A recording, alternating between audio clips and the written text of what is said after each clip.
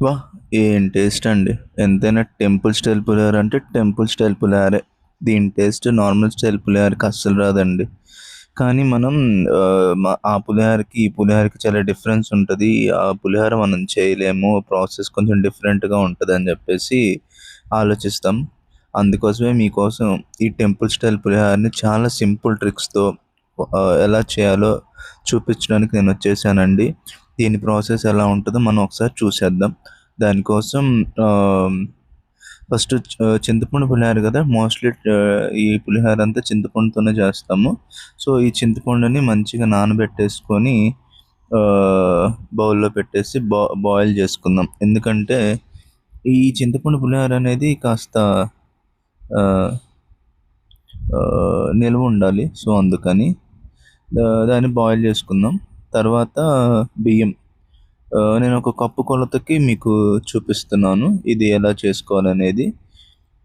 ఒక కప్పుకి ఇలా మంచిగా కడిగేసుకొని, ఒక కప్పుకి రెగ్యులర్‌గా ఉండే బియ్యం కంటే కొంచెం పొలుగ్గా అంటే ఇప్పుడు మీరు ఒక కప్పుకి 2:30 పోసుకుంటున్నారనుకోండి. దీనికి 2 కప్పులే పోసుకోండి. లేదా 2:15 కప్పులు పోసుకోండి. ఒక పావు కప్పు తగ్గించండి వాటర్.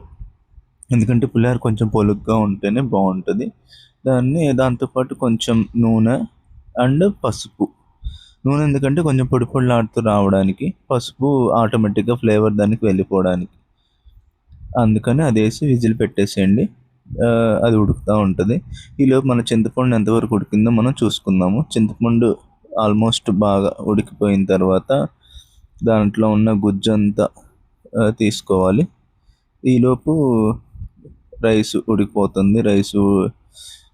ఒక 2, 3 విజిల్స్ మనం రెగ్యులర్‌గా వండుకునేలాగే ఉడికించుకుంటే సరిపోతది. నేను చింతపండు గుజ్జు మొత్తం తీసేసి దాంట్లోకి పచ్చిమిర్చి ఏసాను. వేసి ఉడకబెడుతున్నాను దాన్ని పక్కన.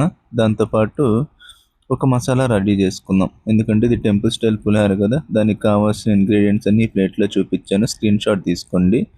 ఏం లేదండి ఆవాలు, జీలకర్ర, మెంతులు, నువ్వులు, ధనియాలు, ఎండుమిర్చి అండ్ మినపగుళ్ళు వీటన్నిటిని దోరగా వేయించుకోండి. వేయించుకొని పక్కన పెట్టుకొని ఆరబెట్టుకోండి. ఈలోపు రైస్ కూడా ఉడికిపోయింది. ఇగో ఈ రకంగా పొలుగ్గా వచ్చింది చూసారా? ఇలా విడివిడిగా మంచిగా రైస్‌ని తీసి పక్కన పెట్టి ఆరబెట్టుకోండి. ఇదిగో ఈ రకంగా పొలుగ్గా రావాలి.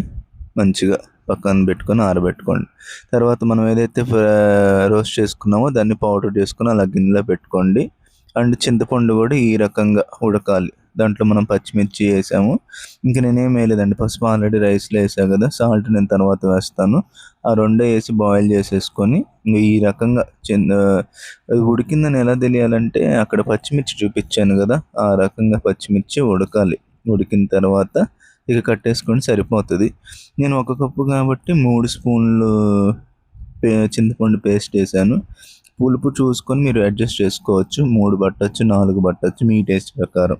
ఈ రకంగా మొత్తం కలుపుకొని దాంట్లో పెట్టేసేయండి. ఆ తర్వాత ఇక మనం ఫైనల్ స్టేజ్‌కొచ్చేద్దాము. తాలింపు పెట్టేసుకొని తాలింపు కలుపుదాము. నాకొక 2, 3 టేబుల్ స్పూన్ ఆయిల్ వరకు పట్టింది. ఆయిల్‌లో ఒక్కొక్కటి వేయించుకొని మనం ఆహ్, ఆరిపోయిన చింతపండు కలిపిన రైస్‌లోకి వేద్దాం. దాంట్లో ఇగ ఈ రకంగా ఫస్ట్ పల్లిపప్పులు వేయించుకుంటున్నాను. పల్లిపప్పులు కొంచెం పగలాలండి.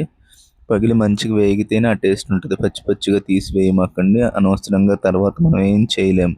సో, ఇలా మంచిగా వేగిన తర్వాతే వాటిని తీసుకొచ్చి వీటిల్లో వేసేసుకోండి ఈ రైస్‌లో. ఆ తర్వాత మళ్ళీ జీడిపప్పు, జీడిపప్పు తీసుకొచ్చుకొని జీడిపప్పు కూడా వేయించుకోండి. జీడిపప్పు ఉంటే వేయించుకోండి. లేదంటే లేదు. ఇది ఆప్షనల్. వేయాల్సిన అవసరం లేదు. ఏదో కాస్త పల్లిపప్పులు ఇవి ఉంటే తగులుతూ ఉంటే బాగుంటుంది. ఇలా దోరగా వేయించుకొని వీటిని కూడా చింతపండు పులిహోరలోకి కలిపేసుకుందాం. దాంట్లో కూడా వేసేసేయండి.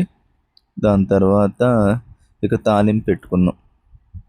తాలింపుకి ఏమేం కావాలంటే పొడుగ్గా కట్ చేసుకున్న పచ్చిమిర్చి ఒక 2 పచ్చిమిర్చి సరిపోతుంది. కారాన్ని బట్టి చూసేసుకోండి. అలాగే కొంచెం శనగపప్పు ఎక్కువ వేసుకోండి. పంటి కింద తగులుతో చాలా బాగుంటుంది. 3, 4 స్పూన్లు 5 స్పూన్లు వేసుకున్నా పర్లేదండి. చాలా టేస్ట్ ఉంటది. ఇంకా ఒక్కొక్క చిన్న చిన్న స్పూన్ జీలకర్ర, ఆవాలు, మినపగుళ్ళు అవి వేసుకొని వాటిని వేయించుకోండి. తర్వాత ఎండుమిర్చి. ఒకటి 2 ఎండుమిర్చి తునుకులు చేసుకొని ఇలాగ వేసుకోండి. ఆ పాటన వేసుకున్నా పర్వాలేదు. ఇవి వేగుతున్న టైంలో మనం కరివేపాకు తాలింపుకి వేసుకుంటాం కదా, కరివేపాకు వేసేసుకున్నాం. దాని తర్వాత సాల్ట్ నేను ఇక్కడ వేస్తున్నాను. మీరు చింతపండు ఉడకబెట్టేటప్పుడు వేసుకున్నా పర్వాలేదు, ఎందుకంటే చింతపండు రీయూజ్ అవుతుంది అన్న ఉద్దేశంతో నేను అక్కడ వేయలేదు, ఇక్కడ వేసాను. చింతపండు అండ్ ఏదైతే పొడి మనం మసాలా పట్టుకున్నామో ఆ పొడి దాన్ని కూడా వేసేసుకొని బాగా తిప్పుకుందాము. దాని తర్వాత ఇంగువ అండి. దీంట్లో మెయిన్ ఇంగువ ఫ్లేవర్ కూడా తగలాలి కదా ప్రసాదం స్టైల్ వాటికి. సో ఇంగువ కూడా తగలాలి కాబట్టి సరిపడంత ఇంగువ కూడా దాంట్లో వేసుకొని బాగా తిప్పేసుకుంటే మనకి ఆల్మోస్ట్ తాలింపు అయిపోయినట్టు. ఇక దాన్ని తీసుకొని ఈ రైస్లో కలిపేసుకున్నాము. ఈ రైస్లో కలిపేసుకొని మొత్తం ఒకసారి కలుపుకోండి. మొత్తం ఇలా